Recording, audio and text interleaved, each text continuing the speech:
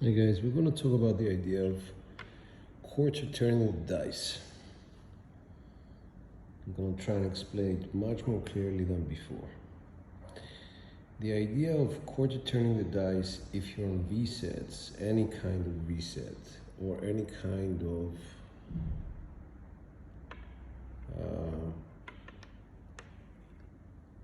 cross sixes, 6, 4, 6, 5, is the same.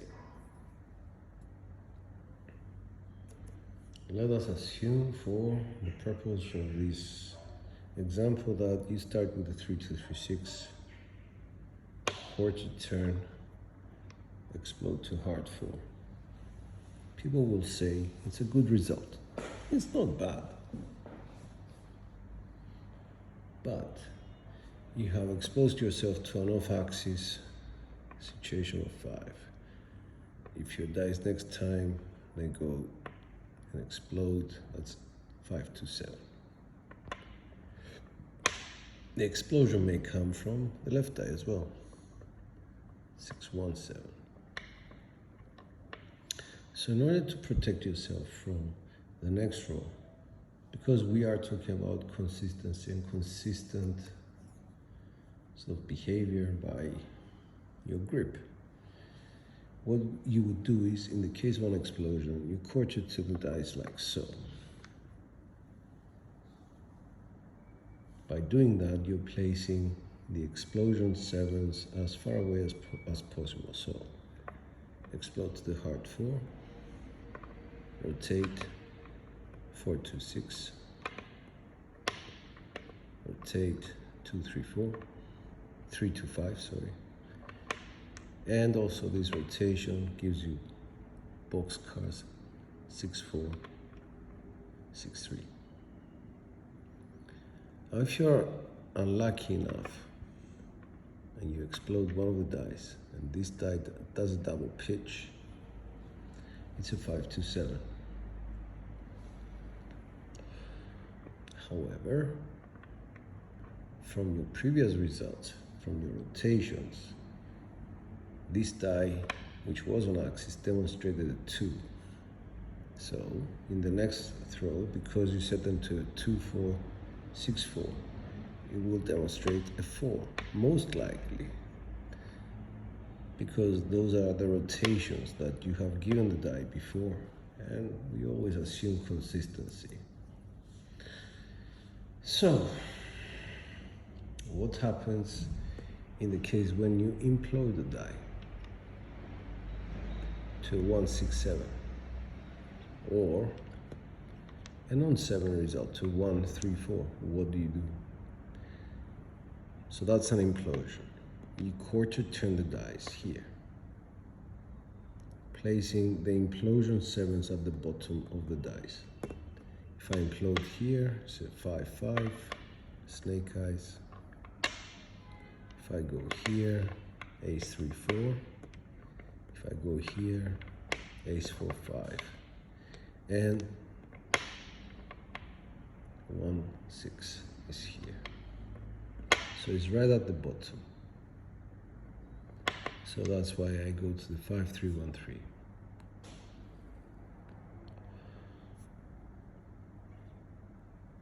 There is another scenario whereby you start with a 3, 2, 3, 6.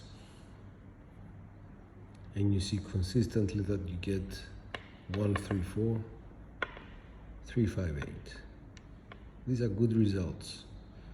You can do something else. Rotate the dice set and change the direction of the dice.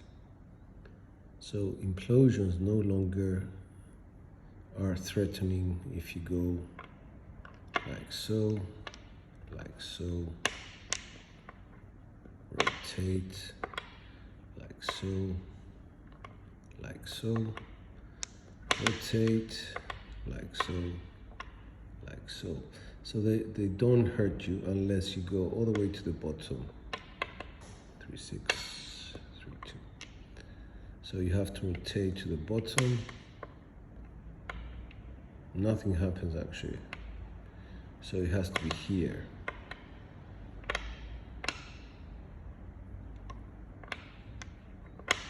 And right here, you're worried about explosions. 3632, rotate, explode 61 or 52. So in this case, if you're going to stay with this direction of the set, what you would do is for an explosion, you go towards the dice.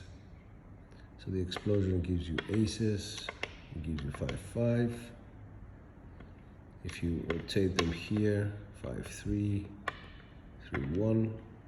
If you rotate them here, 4-1, 5-4. So again, you have to go right to the bottom of the set, rotate, rotate, explode to the 6-1, explode to the 5-2.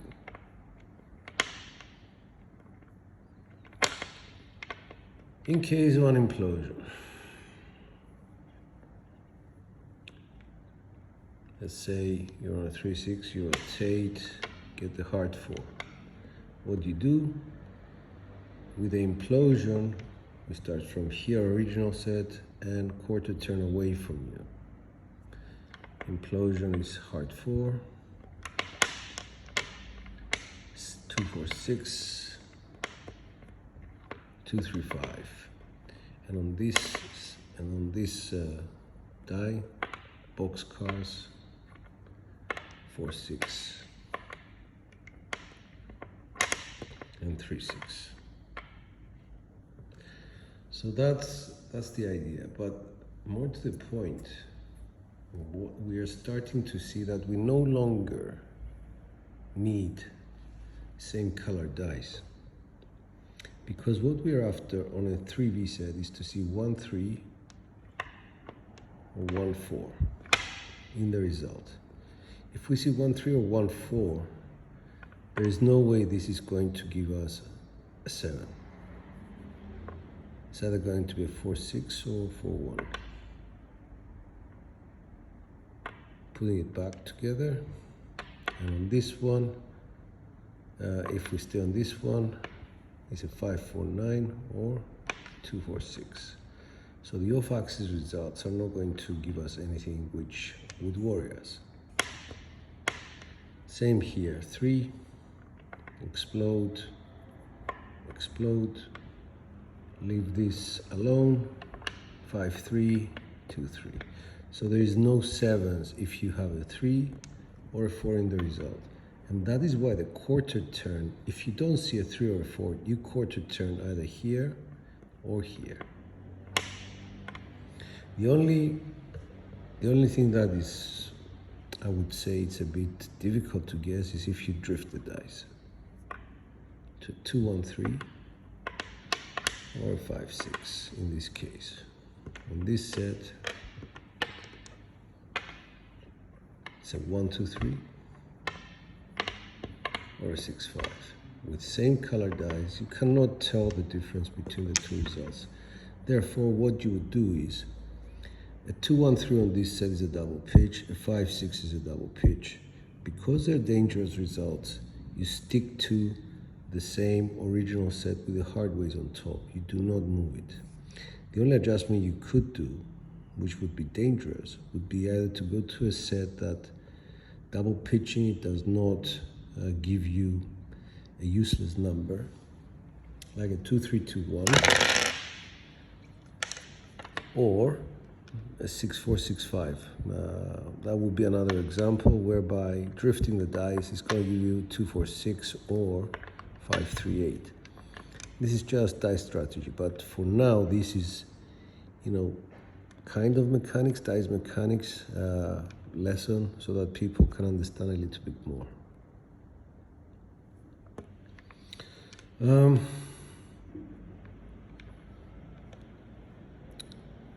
Let's assume that your dice are not doing what they're supposed to, and even if you change quarter turn, you see that you're going consistently one off axis, either this one or this one. Change set, you have choices, 1-5, 6-5 would be a good choice. If you take one die off axis, the other die cannot be a 7.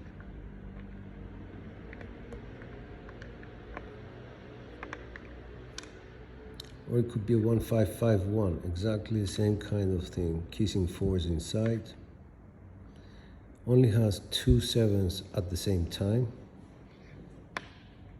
That's the 1-6 and the 6-1 at the bottom. You get hardways here and here.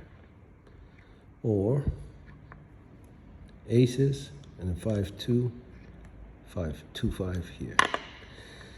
So this kissing set is for off axis mainly. I don't like it when I get an on axis result on this. I would rather be on a hardway set of any configuration, 5-3, 5-3. That's another consideration. The drifts do not give you a 7. In fact, they give you a hardway result on the hardway set. The only problem with the hardway set is that if you double pitch it, is instant death on all the faces. Very nice set for beginners because they can immediately start understanding the axis. 1-6, for example. If you see a 6, you know you're off axis. If you see an ace, you know you're off axis as well. Okay, when we talk about axis, what do we need? What do we mean? We have 3 axes. The dice move in this direction, which we call the x-axis. So it's like something inside here. It's like an axle, makes the dice rotate in this direction, forward. We may have dice rotating like so.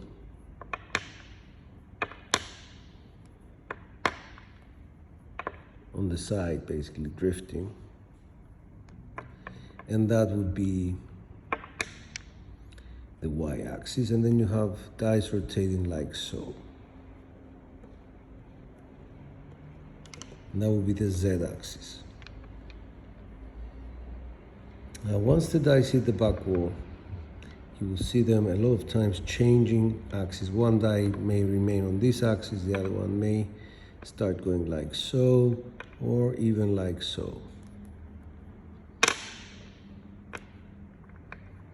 The process of actually saying, oh, we went from an X to Y axis on this axis and then on this die, and then a Z axis on that die before they ended up, is useless.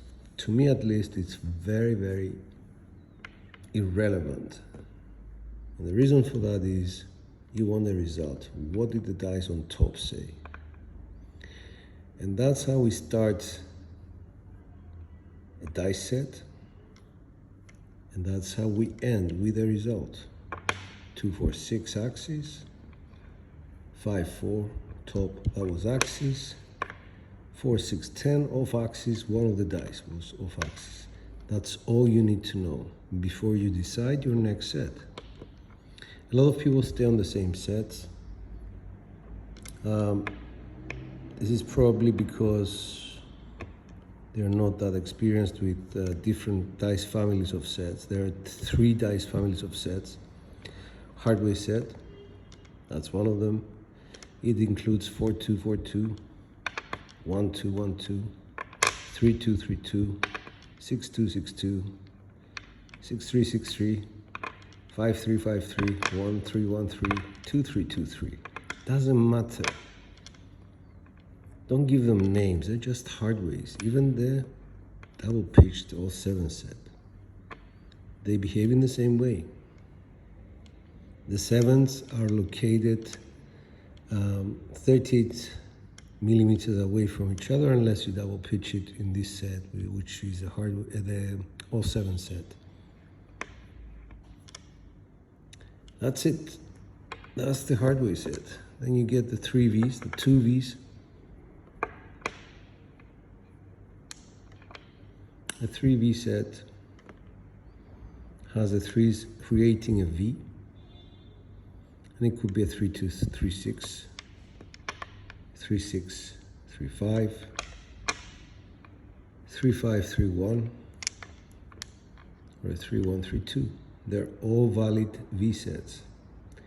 And then you have 3-6, 3-2, 3-5, 3-6. 3-1, 3-5, 3-2, 3-1. These are V sets, but in the different directions. Like throwing the dice in this configuration, throwing them forward, and when you change the configuration like so, it's throwing them towards you. So you need to choose which family within a family you're going to belong to, because a lot of the things are important. If you implode most of the time like so, then if you change the set and take it to a 3632, imploding is not going to give you a 7 here. It's going to give you either hardways, like a hard 4, or boxcars here. If you go to 2, 1, 2, 3, implode one die is a hard 6, implode the other one is snake eyes. If I do the 2, 3, 2, 1, if I implode the die is a 6, 1, 7, if I implode this one is a 3, 4, 7.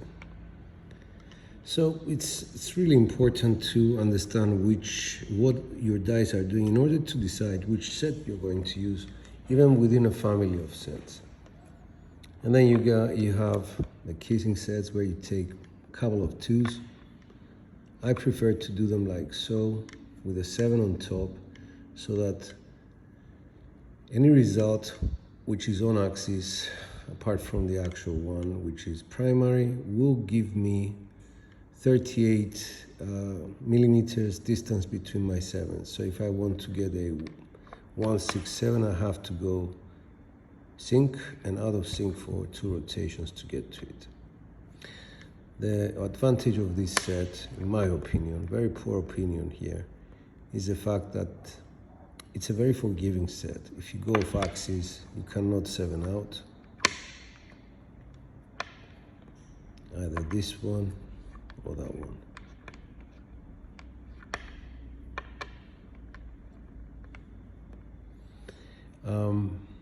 If you drift the dice, which is something which doesn't really happen very often, it's a 7, drifted this way, it's a 7.